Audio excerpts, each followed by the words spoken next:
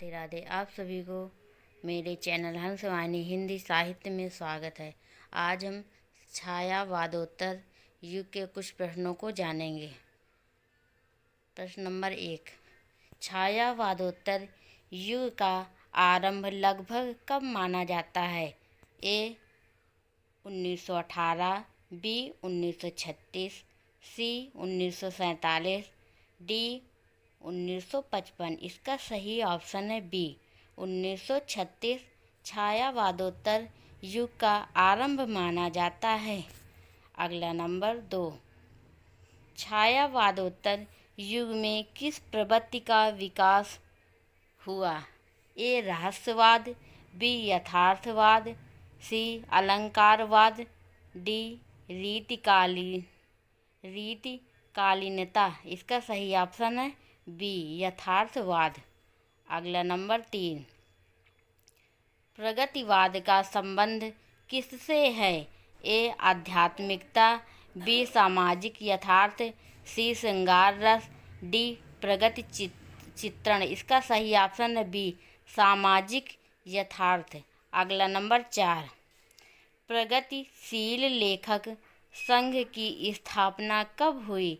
ए 1936, B 1942, सी 1920, D 1950। इसका सही option A 1936 में प्रगतिशील लेखक संघ की स्थापना हुई। अगला नंबर हम देखेंगे 5, प्रगतिशील लेखक संघ का पहला अधिवेशन कहाँ हुआ था? ए इलाहाबाद में, बी लखनऊ, सी दिल्ली, डी पटना। इसका सही ऑप्शन है बी लखनऊ। प्रगतिशील लेखक संघ का पहला अधिवेशन लखनऊ में हुआ था। अगला नंबर हम देखेंगे 6, प्रगतिशील लेखक संघ के प्रथम अध्यक्ष कौन थे? ए रामविलास शर्मा, बी प्रेमचंद, सी नागार्जुन, डी आगे। इसका सही ऑप्शन है बी प्रेमचंद। अगला नंबर हम देखेंगे 7, तार सप्तक का संपादक किसने किया? तार सप्तक का संपादन किसने किया? ए मुक्तिबोध, बी आगे, सी नागार्जुन, डी दिनकर। इसका सही ऑप्शन है बी आगे। तार सप्तक का संपादन आगे जी ने किया। अगला नंबर देखेंगे 8, प्रयोगवाद के प्रवर्तक कौन माने जाते हैं? ए आगे, बी महादेवी वर्मा, सी प्रसाद, डी पंत। इसका सही ऑप्शन ए प्रयोगवाद के प्रवर्तक आगे जी को माने जाते हैं। अगला नंबर 9, नई कविता आंदोलन का संबंध किससे है? ए भक्ति, बी यथार्थ और आधुनिकता, बी वीर रस, डी अलंकार। इसका सही ऑप्शन है बी यथार्थ और आधुनिकता। अगला नंबर हम देखेंगे 10, नई कविता पत्रिका का संपादन किसने किया? ए आगे, बी धर्मवीर भारती, सी रामधारी सिंह दिनकर, डी बच्चन। इसका सही ऑप्शन ए आगे, नई कविता पत्रिका का संपादन आगे जी ने किया। अगला नंबर हम देखेंगे 11, अंधा युग के रचयिता कौन है? ए दिनकर, बी धर्मवीर भारती, सी नागार्जुन, डी मुक्तिबोध। इसका सही ऑप्शन है बी धर्मवीर भारती। अंधा युग के रचयिता धर्मवीर भारती जी हैं। अगला नंबर हम देखेंगे 12, कुरुक्षेत्र के लेखक कौन है? ए बच्चन, बी दिनकर, सी आगे, डी नागार्जुन। इसका सही ऑप्शन बी दिनकर। कुरुक्षेत्र के लेखक दिनकर जी हैं। अगला नंबर हम देखेंगे 13, रामधारी सिंह दिनकर को किस रस का कवि माना जाता है?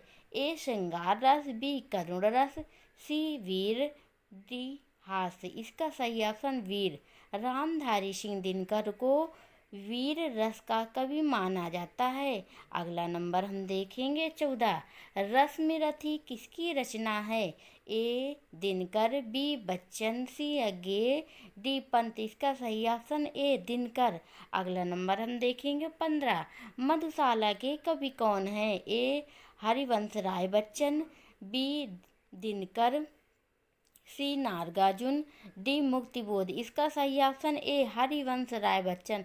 मधुशाला के कवि हैं हरिवंश राय बच्चन। अगला नंबर हम देखेंगे 16। हरिवंश राय बच्चन किस काव्यधारा से जुड़े हैं? ए प्रयोगवाद, बी हालावाद, सी प्रगतिवाद, डी रहस्यवाद। इसका सही ऑप्शन है बी हालावाद। हरिवंश राय बच्चन हालावाद काव्यधारा से जुड़े हैं। अगला नंबर हम देखेंगे 17।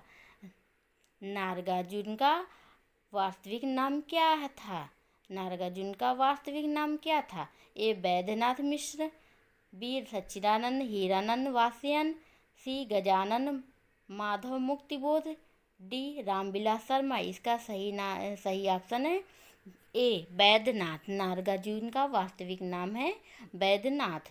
अगला नंबर हम देखेंगे 18। बलचनामा के लेखक कौन हैं? ए रेणु, बी नागार्जुन, सी प्रेमचंद, डी यशपाल। इसका सही ऑप्शन है बी नागार्जुन।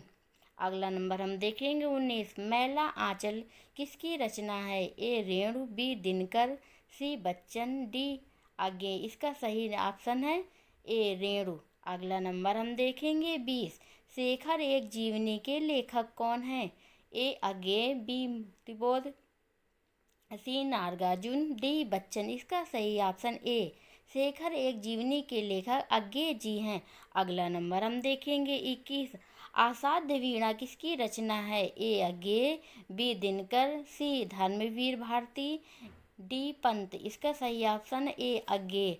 अगला नंबर हम देखेंगे 22। चांद का मुंह टेढ़ा है के कवि कौन है? ए मुक्तिबोध, बी बच्चन, सी नागार्जुन, डी दिनकर। इसका सही ऑप्शन ए मुक्तिबोध। अगला नंबर हम देखेंगे 23। मुक्तिबोध किस धारा से जुड़े हैं?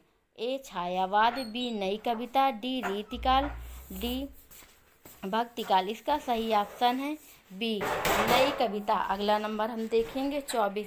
प्रयोगवाद का प्रमुख आधार क्या था? ए कल्पना, बी नवीन शिल्प, सी भक्ति, डी वीरता। इसका सही ऑप्शन है बी नवीन शिल्प। अगला नंबर हम देखेंगे 25। नई कविता में किसका महत्व अधिक है? ए अलंकार, बी अनुभूति, सी छंद, डी रस। इसका सही ऑप्शन है बी अनुभूति। अगला नंबर हम देखेंगे 26। तीसरा सप्तक का संबंध किससे है? ए प्रगतिवाद, बी प्रयोगवाद, सी नई कविता, डी छायावाद। इसका सही ऑप्शन है सी नई कविता। अगला नंबर हम देखेंगे 27। संसद से सड़क तक किसकी रचना है? संसद से सड़क तक किसकी रचना है? ए धूमिल, बी नागार्जुन, सी दिनकर, डी आगे। इसका सही ऑप्शन है ए धूमिल। अगला नंबर हम देखेंगे 28। धूमिल का वास्तविक नाम क्या था? ए सुदामा पांडे, बी वैद्यनाथ मिश्र, सी रामेश्वर शुक्ल, डी गजानन माधव। इसका सही ऑप्शन ए सुदामा पांडे। धूमिल का वास्तविक नाम था सुदामा पांडे। अगला नंबर हम देखेंगे 29। मोची राम कविता किसकी है? ए धूमिल, बी दिनकर, सी बच्चन, डी आगे। इसका सही ऑप्शन है ए धूमिल। मोची राम कविता धूमिल की है। अगला नंबर हम देखेंगे 30। नई कविता का प्रमुख कवि कौन है? ए मुक्तिबोध, बी बिहारी, सी सूरदास, डी जायसी। इसका सही ऑप्शन है ए मुक्तिबोध। अगला नंबर देखेंगे उर्वशी के रचयिता कौन है? ए दिनकर, बी बच्चन, सी आगे, डी नागार्जुन। इसका सही ऑप्शन है ए दिनकर। उर्वशी के रचयिता हैं दिनकर जी। अगला नंबर हम देखेंगे 32। परिमल किस साहित्यिक आंदोलन से जुड़ा था? ए नई कविता से, बी भक्तिकाल, सी रीतिकाल, डी छायावाद। परिमल इसका सही ऑप्शन है ए नई कविता। परिमल नई कविता साहित्यिक आंदोलन से जुड़ा था। अगला नंबर हम देखेंगे 33। दूसरा सप्तक का संपादन किसने किया? ए अज्ञेय, बी बच्चन, सी दिनकर, डी मुक्तिबोध। इसका सही ऑप्शन ए अज्ञेय। अगला हम देखेंगे 34। नई कविता में किसका विरोध किया गया है? ए रूढ़ियों का, बी प्रकृति का, सी मानवता का, डी समाज का। इसका सही ऑप्शन ए रूढ़ियों का। अगला नंबर हम देखेंगे 35। लोकायतन किसकी रचना है?